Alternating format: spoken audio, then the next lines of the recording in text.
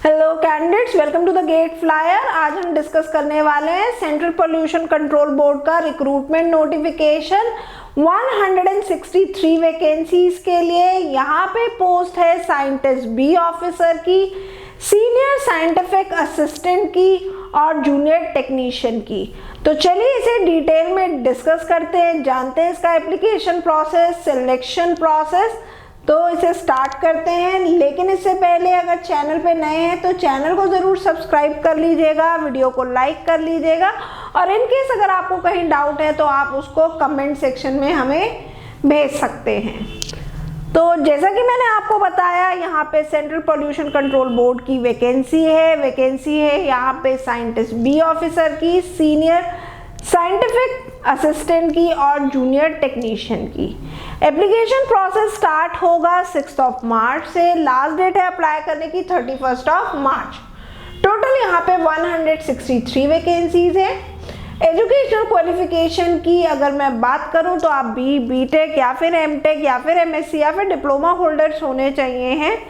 Eligible branches हैं यहाँ पे civil branch, chemical branch, computer science branch, information technology branch, instrumentation branch, electronics branch and environmental science branch. Pay scale काफी अच्छा यहाँ पे offer किया जा रहा है। It is 56,100 to 1,77,500। अभी जो हमने बात करी एजुकेशनल क्वालिफिकेशन की, वो एक समराइज्ड वे में करी। अब हम पोस्ट वाइज जान लेते हैं कितनी वैकेंसी है और क्या एजुकेशनल क्वालिफिकेशन एग्जैक्टली उस पर्टिकुलर पोस्ट के लिए रिक्वायर्ड है। सबसे पहले हम बात करेंगे साइंटिस्ट बी की जो वैकेंसी है उसके लिए। असेंशियल क्वालिफिकेशन रिक्वायर्ड है यहाँ पे आप या तो बी.टेक होने चाहिए। एलिजिबल ब्रांचेस हैं बी.टेक की सिविल, केमिकल, एनवायरमेंटल इंजीनियरिंग में। टोटल 34 वैकेंसीज है। या फिर आप बी.टेक जो है CSIT से होने चाहिए। CSIT से यहाँ पे टोटल 4 वैकेंसीज हैं। प्रेफरेंशियल की अगर हम बात करें तो एम.टेक और एम.ई जो है वो प्रेफरेंशियल रहेगी। इसके अलावा अगर आप MSc कैंडिडेट हैं then also you are eligible to apply for scientist B officer. आपकी MSc जो है केमिस्ट्री में होनी चाहिए, सारी ब्रांचेस इसकी एलिजिबल हैं। साथ ही साथ यहाँ पे एनवायरमेंटल साइंस में टोटल जो है 24 पोस्ट हैं। प्रेफरेंशियल यहाँ पे भी दिया गया है, या तो आप नेट क्वालिफाइड होने चाहिए या फिर PhD होने चाहिए, बट ये आपकी प्रेफरेंशियल है। जो असेंशियल क्वालिफिकेशन रिक्वायर्ड है for scientist B, it is B और B.टेक इन सिविल, केमिकल और एनवायरमेंटल इंजीनियरिंग या फिर CSIT से, या फिर आप MSc होने चाहिए हैं केमिस्ट्री में एनवायरमेंटल इंजीनियरिंग के लिए। तो these are the essential qualification. अब हम आ जाते हैं सीनियर साइंटिफिक असिस्टेंट की वैकेंसी में। अब जान लेते हैं कि इसके लिए क्या क्वालिफिकेशन होनी चाहिए। तो यहाँ पे MSc आप होने चाहिए हैं।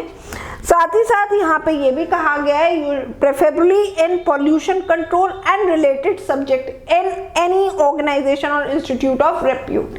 तो आपका जो MSc होना चाहिए वो प्रेफरेबली किस में होना चाहिए, पॉल्यूशन कंट्रोल में या फिर उससे किसी रिलेटेड सब्जेक्ट में।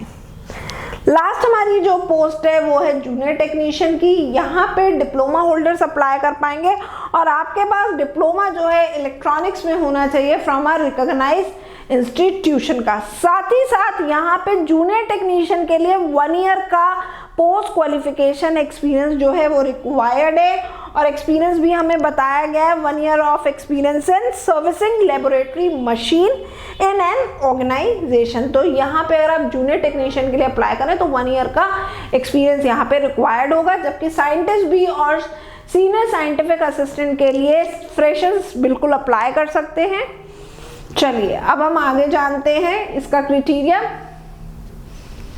एज लिमिट की बात करें तो साइंटिस्ट बी के लिए मैक्सिमम एज लिमिट है 35 years. For senior scientific assistant it is 30 years and for junior technician it is 27 years. Application process online रहेगा। एप्लीकेशन फीस की अगर हम बात करें तो अगर आप जनरल या फिर OBC या EWS कैटेगरी से बिलोंग करते हैं तो किसी एक पोस्ट के लिए अगर आप अप्लाई करते हैं तो 500 रुपीज चार्ज है। अगर आप 2 वैकेंसीज के लिए 2 पोस्ट के लिए अप्लाई करते हैं देन इट इज 1000 रुपीज। वहीं अगर हम बात करें SC, ST, PWD and women candidate अगर आप किसी एक वैकेंसी के लिए, एक पोस्ट के लिए अप्लाई कर रहे हैं तो 150 रुपीज एप्लीकेशन फीस रहेगी और 2 वैकेंसीज के लिए 250 रुपीज एप्लीकेशन फीस रहेगी। एप्लीकेशन लिंक आपको वीडियो के डिस्क्रिप्शन में मिल जाएगा।